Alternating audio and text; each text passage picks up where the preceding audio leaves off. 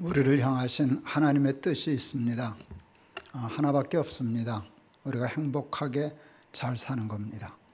항상 기뻐하라, 쉬지 말고 기도하라, 범사에 감사하라. 이는 그리스도 예수 안에서 너희를 향하신 하나님의 뜻이니라 할 때 그 뜻, 하나님의 뜻은 하나예요. 우리가 기쁘게 행복하게 잘 사는 겁니다. 우리의 소원도 잘 사는 거죠. 행복하게. 그러려고 돈 벌고 공부하고 예수 믿고 그러는데 뜻밖의 잘 사는 게 어려워요. 지나가는 백사람한테 물었습니다. 요즘 어떻게 사십니까? 하고 물었습니다. 뭐라고 대답하는 사람이 많았을까요? 1등 그럭저럭 삽니다. 2등 마지못해 삽니다. 3등 뭘까요? 잘 아시네요. 여러분에게 여쭤볼 테니까 한번 대답해 보세요. 그냥 속으로 대답하셔도 돼요. 근데 정직하게 한번 대답해 보세요. 요즘 어떻게 사십니까? 예, 이게 질문이 어려운 질문은 아닌데 어려워요. 사실은 기쁘게 살기가 얼마나 어려운지 몰라요. 왜 그렇게 잘 사는 게 어려울까? 제가 중요한 이유를 찾았는데요. 잘 산다라고 하는 개념 정의가 잘못되어 있기 때문에 그래요. 제가 오늘 아침에 엉뚱한 교회를 갔다 왔어요. 기쁜 소식 강남교회를 다녀왔어요.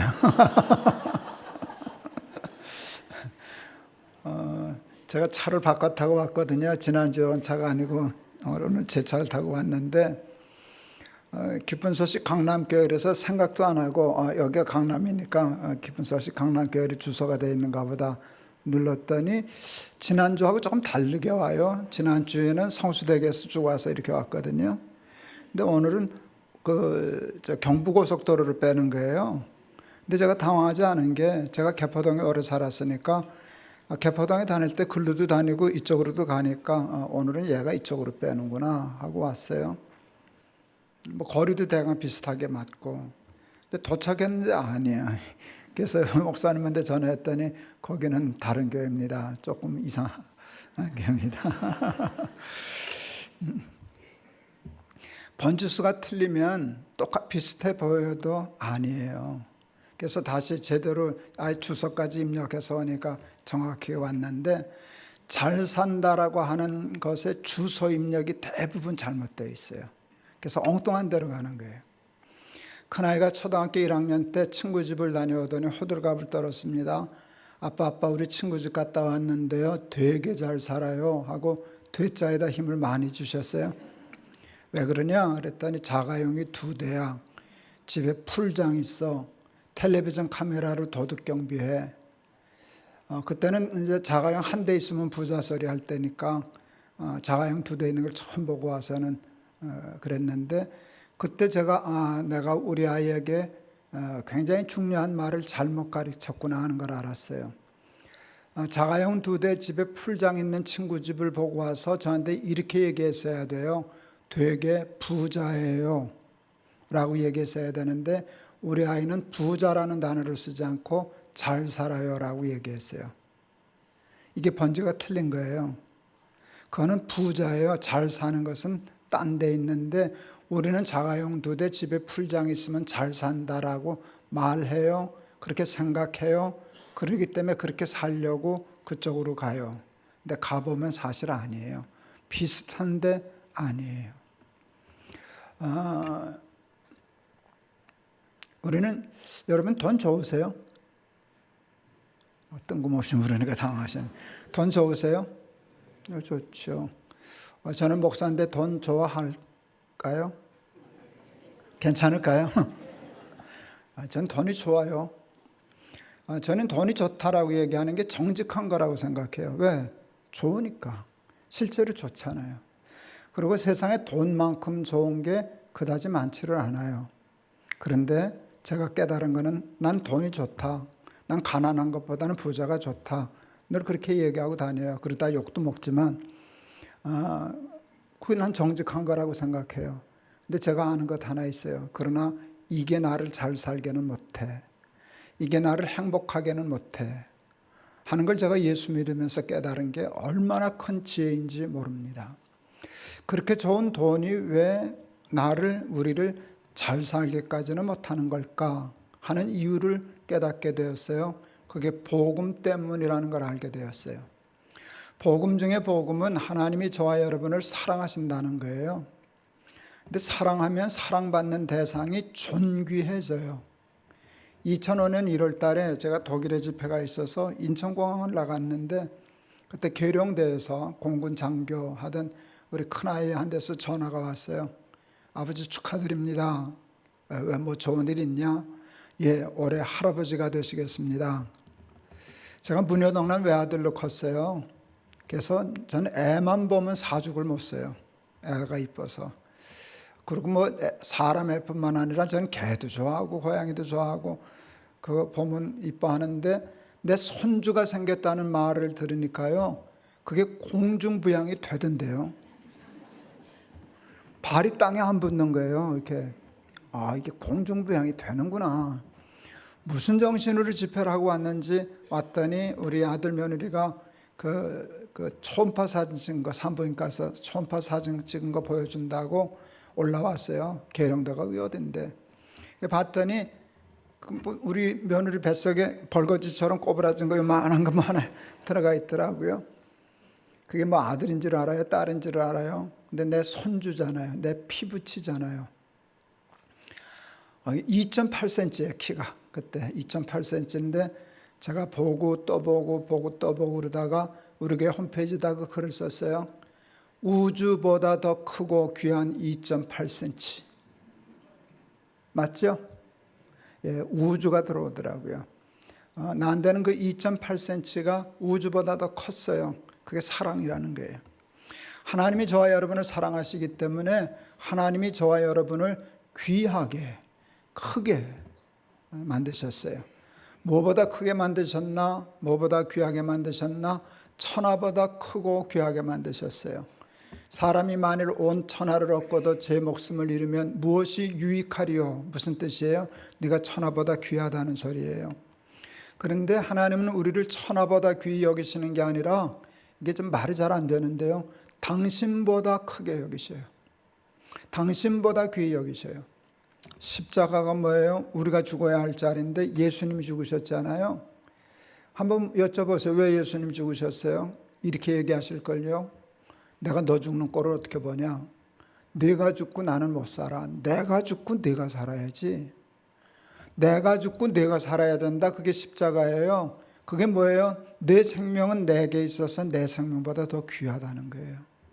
이게 기독교의 인간 이해예요. 여기서 문제가 생겼어요. 인간이 천하보다 귀하기 때문에 천하의 만족을 얻을 수가 없어요. 행복하다는 말은 만족하다는 말로 표현할 수 있어요.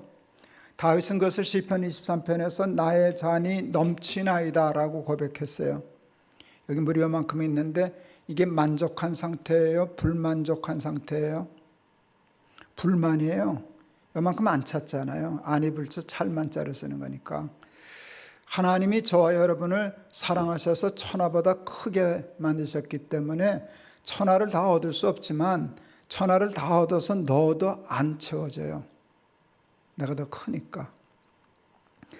저는 1951년생이에요. 저희 부모님 고향은 이북이시고요. 그러니까 피난 내려오셔서 부산에서 태어났어요. 그러니까 우리나라가 세계에서 제일 가난할 때 태어난 사람이에요.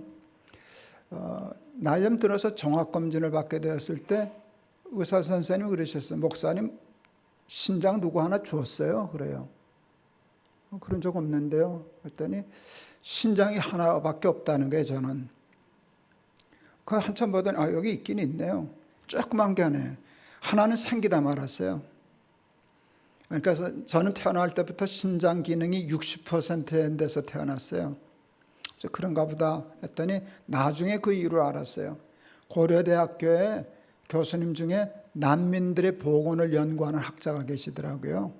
아프리카 난민들이잖아요. 가난한 난민들이 저 같은 현상이 나타난대요. 산모가 먹지를 못하는 거예요. 영양 상태가 나쁘니까 태아가 만들어지질 않는 거예요. 그래서 빨리 오는 대로 급한 것부터 만든대요. 뇌, 심장 없어서는 안 되는 건 만들고 신장은 하나만 있어도 사니까 됐다 나가라 그래서 나온 거예요. 그러니까 제 몸이 우리나라가 얼마나 가난할 때 태어났는가의 산 증인이에요. 그리고 우리나라가 얼마나 가난했어요. 우리 집에 전기 언제 들어왔었나.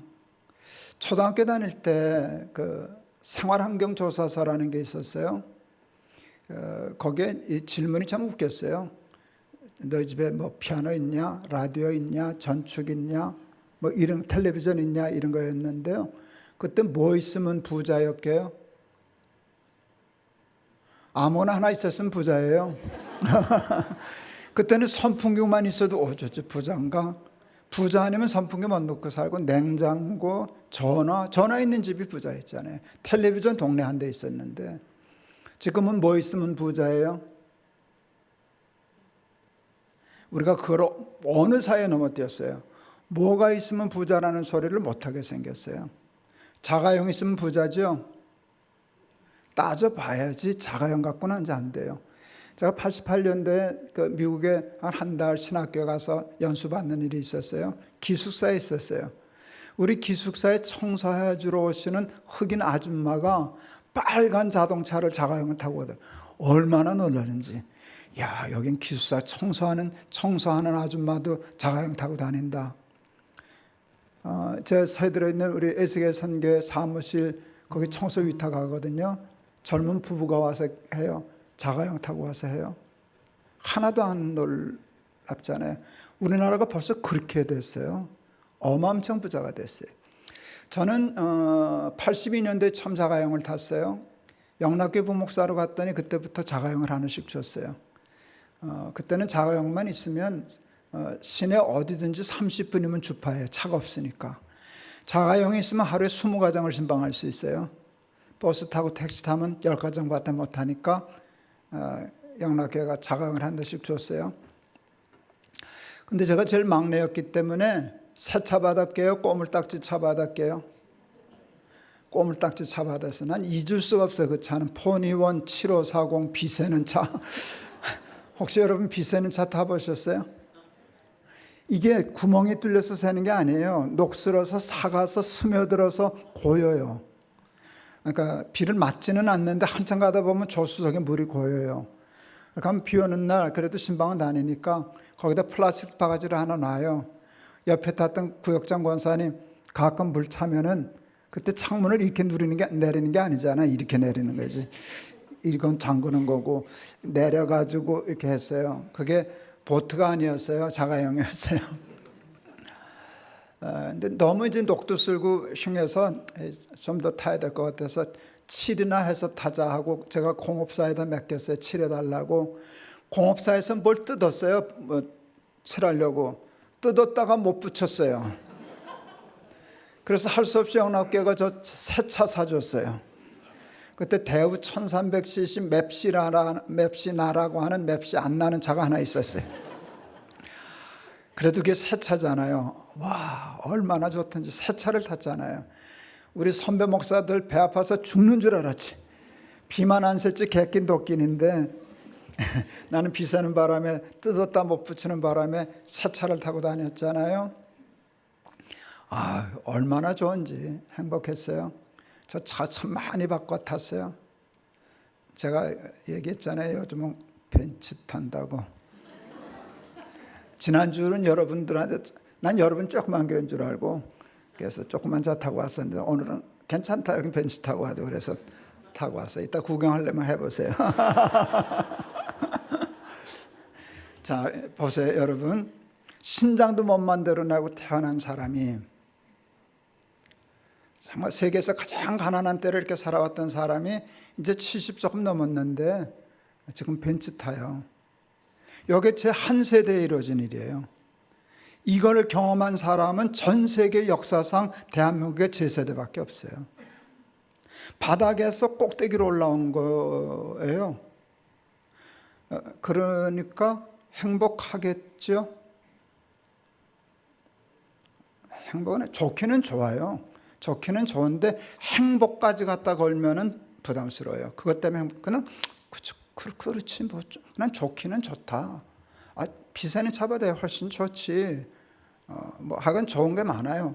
그렇지만 그게 우리를 잘 살게 하거나 훌륭하게 하거나 행복하게 하는 건 아니에요. 시편 16편 2절에 다윗이 이렇게 고백했어요. 주 밖에는 나의 복이 없나이다. 주 밖에는 복이 없어요. 복이 주 안에만 있어요. 전 그렇게 해석했어요. 근데 사탄은 자꾸 우리를 주 밖으로 끌어내려고 그래요. 근데 사람이 안 나와요. 왜? 복이 없으니까. 복도 없는데 뭐하러 나가냐? 안 나가. 여기 복이 있어. 근데 사탄이 사기꾼이니까 가짜 복을 만들어요. 이 사기꾼이. 근데 가짜를 티나게 만들까요? 티 안 나게 만들까요? 티 안 나게 만들어요. 꼭 진짜같이 만들어요. 어떤 면에서는 진짜보다 더 좋아. 왜? 여기 복은 좁은 길 십자가도 져야 되는데 거긴 그딴 것도 없어. 야, 이건 쉬워. 여기도 복 많아. 그런데 진짜 복과 가짜 복이 있는데요. 여러분 한번 맞춰보세요. 하나는 진짜고 하나는 가짜 짝퉁복이에요. 평안과 편안. 평안과 편안. 어느 게 진짜 복이에요? 평안이 진짜 복이에요. 그건 다 알아요. 편안, 나쁠 건 없는데 그건 복 아니에요. 고3 때 국어 선생님이 들어오셨어요. 야, 너희들 소원이 뭐냐? 우리 개구쟁이 친구놈이 이렇게 대답했어요. 얘 아침 먹고 자고 점심 먹고 자고 저녁 먹고 자는 겁니다. 잠 못 잘 때니까. 선생님이 그러셨어요. 야, 이 자식들아, 대학 떨어져서 사흘만 잡아라. 쥐약 생각난다. 제가 대학에 떨어졌어요. 이름이 없더라고. 들어와서 이불 뒤집어 쓰고 잤어요. 아침 먹고 자고 점심 먹고 자고 저녁 먹고 자고 진짜 사흘을 잤어요. 나가기 싫으니까. 미치겠더라고요. 잠이 안 와. 하루가 그렇게 긴 줄 몰랐어요. 나가긴 싫고 시간은 안 가고 지루하고 고통스럽고. 시간 보내느라고 제가 신문을 읽었어요. 한 자도 안 빼놓고 읽었어요. 시간이 안 가니까. 그때 그 신문에는 이런 것도 있었어요. 2줄짜리 광고 밑에 엄마가 아프다 돌아와라 막 이제 가출한 아이들 그런 광고까지 뭐 다 읽었어요. 그래도 시간이 안 가더라고. 그때 선생님 얘기하신 게 생각났어요. 야, 먹지는 않았지만 정말 쥐약 생각나더라고요. 제가 편했지 불편한 게 뭐가 있어요. 아침 먹고 자고 점심 먹고 자고 사흘이나 잤는데 편한 건 고통스럽더라고요. 그건 유사복이지 우리를 절대로 행복하게 못해요. 근데 우리가 그렇게 좋아하는 돈은 우리를 편하게 해요? 평안하게 해요? 편하게는 할 수 있어도 평안하게는 할 수 없어요. 기쁨과 재미, 어느 게 진짜예요? 기쁨이 진짜예요. 재미는 유사품이에요. 요즘에 애들이 핸드폰 가지고 뭐 노트북 가지고 게임하지만 옛날에는 전자오락실을 가야만 오락을 했어요. 동전 쥐어주면 애들 가서 신나게 놀죠. 내버려두면 전자오락하면서 밤 샐 수 있을까요? 없을까요? 게임하면서. 문제 없죠. 꼬박 밤을 샐 수 있어요. 밤을 새고 나면서 제가 이렇게 얘기할 수 있어요. 야, 전자오락 참 재밌다. 이렇게 얘기하면 말이 되는데 야, 전자오락 하니까 참 기쁘다. 이러면 이제 말이 골치 아파지는 거예요. 그건 재미와 기쁨의 차이를 아시겠죠? 기쁨은 진짜 복이고 재미는 유사품인데 세상이 우리에게 주는 건 기쁨이 아니에요. 재미지. 제가 동안교회 목회할 때 구청장이 목사와 거기 있는 기업인들 조찬 모임을 가졌어요. 꽤 큰 호텔을 운영하는 회장이 우리 목사들 있는 테이블에 같이 식사하게 됐어요. 이 양반이 돈 좀 있다고 얼마나 거드럭거리는지 누가 부러워도 안 하는데 같이 밥 먹기 싫은 사람이더라고요. 뭐 앉았어요. 우리 목사들인데 담배를 피워요. 그때는 뭐 테이블에서 담배 피울 때니까. 근데 그 같이 앉아있던 자동차 공업사 사장 하시는 장로님이신데 그 장로님이 에이, 회장님 목사님들인데 담배 피세요. 담배도 마약 같아요. 끊으세요. 이제 그랬더니 이분이 참 웃기는 사람이 우리 들으라고 그래요. 목사님들 담배 안 피세요? 그래. 아니 세상에 한국 사람으로서 목사 담배 안 피는 거 모르는 사람이 어디 있어요? 그러니까 어긋장을 넣는 거예요. 목사님들 담배 안 피세요? 그래요. 그러더니 끊으라 그러니까 담배 피러 로비로 나가면서 하는 말이 담배 끊고 술 끊고 여기까지는 참을만 해. 그 다음 말이 정말 웃기더라고요. 여자 끊고 무슨 재미로 살아? 그러고 나가는 거예요. 그러니까 목사들은 너희들은 무슨 재미로 사냐? 술도 안 마시고 담배도 안 피우고 바람도 안 피우고 그러고 나가는 거예요. 전 그러면 이제 못 견뎌요. 전 덤벼 드는 사람이거든요. 그래서 제가 그래서 그 장로님한테 저 회장님 딸 있냐고, 그러니까 자기 말을 하니까 못 나가고 턱 섰어요. 석 달 전에 뭐 결혼한 딸이 있다 그러더라고요.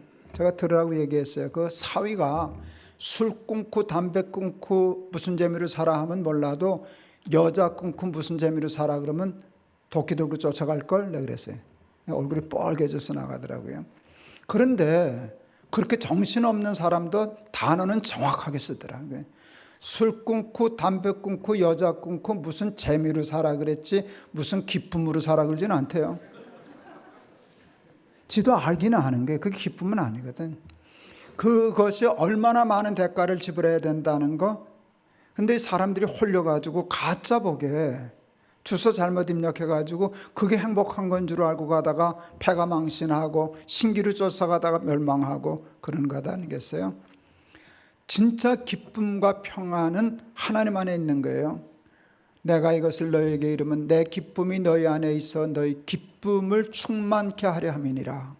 나의 평안을 너희에게 주노라. 내가 너희에게 주는 평안은 세상이 너희에게 주는 것과 같지 아니하니라 했어요. 우리 아이들이 5학년, 3학년, 1학년이었을 때 미국에서 목회하시던 선배 목사님이 오셨어요. 그때 저희가 개포동에 살 때인데 이분이 호텔에서 텔레비전을 보다가 굉장히 기겁할 뉴스를 봤어요. 그때 우리 아이가 초등학교 5학년이니까 12살 그러니까 하여간 이제 황영조가 마라톤에서 우승했을 때 그때쯤이에요. 그때 10만 원 운동화 굉장히 비싼 거였거든요. 우리나라 아마 10,000불이나 소득이 됐을까 그랬을 때인데, 야 미국에도 100불짜리 운동화 신는 거 힘든데 정말 한국 아이들이 10만 원짜리 운동화 신고 다니냐? 근데 저는 그런 운동화 있는 줄은 몰랐어요. 우리 아이들은 그때 10,000원 정도 하는 월드컵이라는 신발 신기 때였거든. 근데 그때 막 우리나라에도 고급 운동화가 나오기 시작했어요. 무슨 팩스 무슨 뭐 이런 거. 그게 한 3만 원 4만 원 정도여서 야 무슨 신발을 3만 원 4만 원씩이나 하냐 이제 그럴 때였거든요. 근데 10만 원이라고 그러니까 이해가 안 가가지고 애들한테 물었어요.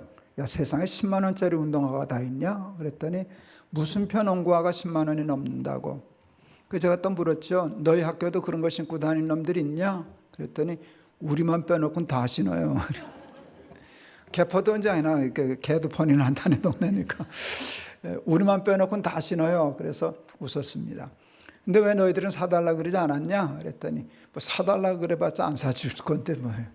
그래서 웃었습니다. 제가 사무실에 나가서 시간이 있어서 아이들에게 편지를 썼어요. 그런 운동화 사달라고 조르지 않아서 고맙다. 고맙다. 근데 그 운동화 신는 거 그 부끄러운 일이다. 왜 그런 운동화를 신지 않아야 되는가를 설명해 줬어요.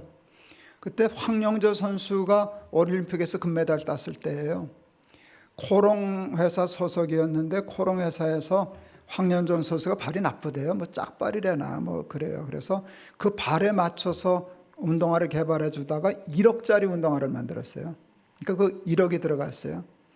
제가 우리 아이들한테 얘기했어요. 황영조 선수가 1억짜리 운동화를 신는 거는 괜찮다. 왜? 쓸 데 있다. 발에 편하고 좋은 신발을 신어서 기록을 단축하고 우승할 수 있으면 그것이 우리 국가에 주는 유익이 그보다 몇십 배, 몇백 배 더 크니까 그거는 1억이 아니라 10억짜리라도 신어야지. 그런데 너희들이 10만 원짜리 운동화를 신는 까닭이 뭐냐? 기록을 단축하기 위함이냐? 국위를 선양하기 위함이냐? 자랑하려고 그러는 거 아니냐? 이거 10만 원짜리야. 나는 10만 원짜리 운동화를 신는 사람이야. 를 자랑하려고 하는 것인데 그건 자랑이 아니라 부끄러운 일이란다. 사람이 오직 변변치 않으면 내가 10만 원짜리가 안 되니까 10만 원짜리 신발이 자랑스러운 거 아니냐. 자기를 자랑하지 못하고 신발을 자랑하고 나는 이런 신발 신는 사람이야 라고 자랑하는데, 너희들은 이 다음에 신발 자랑하면서 사는 사람이 되지 말고 너희의 사람 됨을 자랑하며 사는 사람이 되거라. 5학년, 3학년, 1학년 맑게 알아들었을까요? 예, 알아들어요. 어른들은 그런 정도의 이야기를 애들은 못 알아듣는다고 생각하는데요. 되게 알아들어요. 알아듣는데 말을 들어요, 안 들어요? 이 인간들이 안 들어요. 왜 안 되는 줄 아세요? 중학교 2학년이어서가 아니에요. 사춘기여서가 아니에요. 그 문제가 우리 부모들에게 있어요. 제가 발견했어요. 우리 부모들, 어른들은요, 아이들에게 옳은 말, 좋은 말을 기분 나쁘게 하는 아주 특별한 은사가 있어요. 그러니까 애들이 기분 나빠서 안 듣지 몰라서 안 듣는 게 아니에요. 어쨌든 여러분, 잘 사는 것은 소유 가치에 있는 게 아니에요. 10만 원짜리 운동화를 신느냐, 뭐 벤츠를 타느냐에 달려 있는 게 아니라 내가 어떤 사람이냐가 중요한 거예요. 그러니까 잘 사는 것은 소유 가치에 있는 것이 아니라 존재 가치에 있어요. 예수 믿는 사람이 부자일까요? 안 믿는 사람이 부자일까요? 좀 도와주세요. 예수 믿는 사람이 부자일까요? 안 믿는 사람이 부자일까요? 사람 나름이에요. 그게 뜻밖의 예수 믿는 거하고 관계없어요. 그게 정직한 거예요. 예수 믿는 사람 중에 부자 있어요? 없어요? 있죠. 가난한 사람은. 예수 믿으면 부자라는 말을 하면 안 되는 까닭은요, 예수 믿는데도 가난한 사람은 그건 뭐예요? 예수를 잘못 믿어서? 그건 진짜 큰 이단이에요. 아주 위험한 생각이에요. 그리고 솔직히 예수 안 믿는 사람은 다 거지예요. 얼마나 부자 많은데. 그러니까 이게 줄긋기가 안 돼요. 예수 믿으면 부자 된다라는 말이 성립이 안 돼요. 그러니까 사람 나름이 맞아요. 하나 더 짚어볼까요? 예수 믿는 사람이 건강해요? 안 믿는 사람이 건강해요? 사람 나름이죠. 그게 전 신의 은사 믿어요. 그렇지만 예수 믿어도 암도 걸리고 병도 걸리는 거고, 안 믿어도 100살 무병장수하는 사람도 있는 것이지, 예수 믿는 거하고 이렇게 줄긋기는 안 돼요. 그러니까 예수 믿으면 부자 된다, 예수 믿으면 병 낫는다, 이 얘기는 못 하는데, 예수는 왜 믿나? 잘 살려고 믿어요. 예수를 믿어야만 잘 살아요. 예수 안 믿고도 부자는 될 수 있는데 예수 안 믿고 잘 살 수는 없어요. 그 제가 입증할 수 있어요.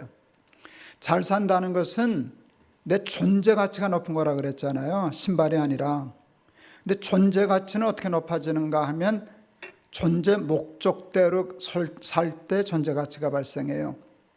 모든 존재하는 것에는 목적이 있어요. 목적 없이 존재하는 건 하나도 없어요. 이 마이크에 존재 목적이 있어요? 없어요? 있어요. 뭐예요? 작은 소리를 크게 확산하는 거예요. 제가 이제 갑상선암도 수술을 했는데, 그 때문에 이제 말하는 게 이렇게 좀 쉽지 않아요. 이게 마이크가 만일 없다면 저는 집회 못해요. 제 목소리는 집회 못하고 한번 설교하면 다 버릴 거예요. 그러니까 저한테는 얼마나 소중한 물건인지 몰라요. 가치가 있어요. 목적대로 존재하기 때문에 가치가 있어요. 얘 틀림없이 어느 날 고장나고 소리 안 날 거예요. 그러니까 고장났다는 것은 목적대로 존재하지 않는 상태를 의미해요. 마이크가 존재 목적을 잃어버리면 존재 가치가 동시에 없어져요. 소리 안 나는 마이크를 여기다 두겠어요? 내다 버리지. 모든 존재의 가치는 목적으로부터 말미암아요. 그러므로 잘 살려면 존재 목적이 뭔가를 깨닫고 그 목적대로 살아야만 잘 살아요. 그러니까 목적을 알아야 되는데, 존재 목적에도 원칙이 있어요. 모든 존재의 목적은 하나님 한 분을 제외하고는 존재로부터 말미암지 않아요. 존재의 목적이 존재 자체에 있는 분은 하나님 한 분밖에 없어요. 자존자니까. 근데 마이크의 목적은 마이크가 만들었어요? 마이크를 만든 사람이 만들었어요? 만든 사람. 강대상은 강대상을 만든 사람. 얘는 김동호의 존재 목적은 김동호가 결정해요? 김동호를 창조하신 하나님이 결정하세요? 그러니까 잘 사는 것은 내 뜻대로, 내 욕심대로 사는 거예요? 저분 뜻대로 사는 거예요? 하나님의 뜻대로 사는 거예요. 그래야만 잘 사는 거예요. 그러니까 예수를 믿지 않고 잘 살 수 있는 길이 없어요. 예수 안 믿고 부자 될 수 있다니까요. 예수 안 믿고 대통령도 될 수 있어요. 재벌도 될 수 있어요. 유명한 사람도 될 수 있고 과학자도 될 수 있고 다 될 수 있어요. 근데 잘 살 수가 없어요. 왜? 목적을 모르는데. 장로교 시조라고 하는 요한 칼빈이 기독교 강요를 26살에 썼는데요. 참 천재지. 그 1장 1절 제목이 뭔지 아세요? 하나님을 아는 지식과 자기 자신을 아는 지식은 동일하다. 하나님을 모르면 내가 누군지를 알 수가 없어요. 다 알 수 있어요. 다 알 수 있어요. 그렇지만 내가 어디서 왔는지 어디로 가야 하는지 몰라요. 하나님을 알아야 나를 알 수 있어요. 하나님의 뜻을 알아야 내 존재 목적을 찾을 수 있고, 그래야 내가 그 뜻대로 살 수 있어서 잘 살 수 있게 되는 거예요. 저는 77년도에 결혼을 했어요. 77년 1월 달에 제가 이제 편지를 이제 쓰는데, 그때 이제 연애할 때인데, 우리 아내는 인천 사람이에요. 지금처럼 인터넷이 없으니까 우표 붙여서 편지 쓰고 이러는 때인데, 편지를 쓸 때 제가 참 마음에 안 드는 게 있었어요. 글씨가 마음에 안 들었어요. 제 글씨가. 연애하기 전에는 한 번도 글씨에 불만이 없었어요. 난 다 읽을 수 있으니까. 뭐 내가 읽는데 뭐 그게. 근데 내가 좋아하는 여자한테 보내니까 내 글씨가 싫더라고요. 그래서 제가 글씨 연습을 다시 했어요. 편지 쓰려고. 그래서 초등학교 1학년 공책 사다가, 깍두기 공책 사다가 글씨를 연습했어요. 그래서 제 글씨는 크고요. 일단 피랍이 높고요. 그냥 꼭꼭 눌렀었으니까 속도가 늦고. 그렇게 해서 글씨를 만들었어요. 그랬더니 제가 방위를 갔는데 글씨 잘 쓴다고 교육대 들어갔는데, 그 교육할 때 쓰는 궤도 있잖아요. 그거 쓰다가 제대했어요. 77년 1월 달에 제가 편지라는 시를 써서 아내한테 보냈어요. 아내가 그 편지라는 시를 읽고 그해 8월 달에 시집 왔어요. 읽어드릴까요? 깨끗이 손을 씻고 자리에 앉아 한자 한자 정성껏 편지를 쓴다. 사랑하는 사람에게 쓰는 편지, 진실이고파 아름답고파 썼다간 지우고 또 썼다간 지우고, 마음같이 써진 편지 마무리하다 그만 잘못 써진 글씨 하나 쭉쭉 두 줄 그어 지워버리고 계속 쓰면 될 것을, 다시 손 씻고 와 처음부터 쓰는 편지, 당신께 쓰는 편지.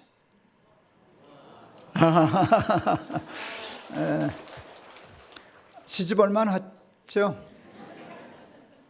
근데 그게 제 진심이었어요. 뭐 지금도 진심이에요.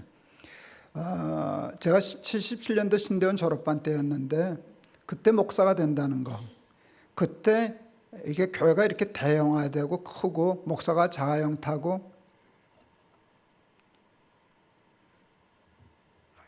쓸데없는 소리인데, 저는 비서도 여러 명 있었고 운전해주는 기사도 있었거든요. 그런 목사가 그런 삶을 살 수 있다는 생각을 못하던 때잖아요.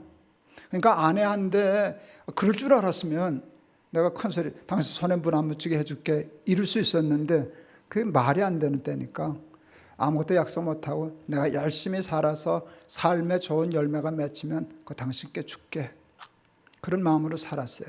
그러니까 내 삶이 내 아내에게 쓰는 편지여야 하겠다라고 생각했어요. 그러다 보니까 내가 아내에게 쓰는 편지만 되는 게 아니라 그리스도께 쓰는 편지가 되어야 되겠구나, 내 삶이 하나님께 쓰는 편지가 되어야 되겠구나 생각했어요. 근데 보니까 오늘 바울이 고린도교에 그 얘기를 하잖아요. 너희는 그리스도의 편지다. 똑같은 줄 알았어요 처음에. 근데 좀 다르더라고요. 내가 얘기한 건 그리스도께 쓰는 편지고, 바울이 얘기한 건 그리스도의 편지예요. 둘 다 좋은 거예요. 근데 어느 게 더 좋을까요? 그리스도의 편지가 더 좋은 거예요. 뭐가 다른가? 그리스도께 쓰는 편지는 내가 그리스도께 쓰는 거예요. 근데 내용이 나예요. 내 삶으로, 입으로 쓰는 게 아니에요. 장문에서 쓰는 게 아니에요. 내 삶이 편지가 되는 거예요. 이건 굉장히 중요한 일이에요. 그런데 바울이 얘기한 그리스도의 편지는 내가 그리스도께 쓰는 편지가 아니에요. 그리스도의 편지는 그리스도가 쓰시는 편지예요. 누구에게? 그건 모르겠어요. 누구에겐가 편지를 쓰세요 예수님이. 근데 뭔가 하면 그 편지 내용이 나예요. 내 얘기를 하시면서 편지를 쓰는 거예요. 이건 너무 근사한 거죠. 내가 그리스도께 쓰는 편지처럼 살다 보면 어느 날 내가 그리스도의 편지가 되겠구나. 여러분, 이 이상 더 잘 사는 길은 없어요. 저는 이제 은퇴도 했고 이제 70도 좀 넘었고 암도 3개씩이나 아직 달고 있고, 그러니까 늘 죽음을 생각해요. 여러분, 죽음을 생각하면은요, 그러니까 잘 살아야지. 저는 시간을 낭비할 시간이 없어요. 허튼 짓 하고 지금 오늘 강남중앙교회 갔다 왔는데 거기 갔다 올 시간이 없어요. 이제는 젊어서는 갔다 와도 되지만 내가 그렇게 왔다리 갔다리 할 시간이 없는 사람이에요. 정신 똑바로 차리고 표대를 향해서 달려가서 잘 살다가 죽어야지. 제가 암에 걸렸을 때 힘들어서 고통할 때 내 시간이 죽음이 코앞에 다가오더라고요. 그때 제가 생각하기에 뭔지 아세요? 내 삶이 짧아졌구나 생각보다. 그래서 겁먹고 절망한 게 아니에요. 전 결심했어요. 그러니까 더 잘 살아야지. 짧아져서는 잘 살 거야. 허튼 짓 안 할 거야. 제가 제일 먼저 기도해서 저 하려고 한 게 짜증 부리지 않게 해주세요. 아프니까 짜증 부리다가 세월을 낭비하더라고요. 그렇게 되면 아내하고 서먹서먹해지고 시간을 얼마나 많이 잡아먹어요. 내가 그럴 시간이 없는 사람이에요. 짜증 자꾸 나요. 힘드니까. 근데 짜증도 내고 싶지 않아요. 기도해달라 그랬어요. 기도했어요. 제가 암에 걸리고 난 후에 짜증 부렸게요? 안 부렸게요? 안 부렸어요. 그럴 시간이 없어서. 그러니까 그게 주는 유익이에요. 전 잘 살아야 돼요. 근데 제가 잘 사는 게 뭐예요? 돈을 더 많이 버는 것, 뭐 더 유명한 타이틀을 갖는 거, 뭐 벤츠 타는 거. 타니까 좋긴 하지만 거기다 내 인생을 걸 시간이 내가 어디 있어요. 그냥 예수 잘 믿고 하나님의 뜻대로 말씀대로 그리스도의 편지 되는 일, 그게 사는 게 잘 사는 거다 싶습니다. 그리스도의 편지라는 말과 같은 뜻으로 쓰여진 글이 또 있어요. 너희는 그리스도의 향기다.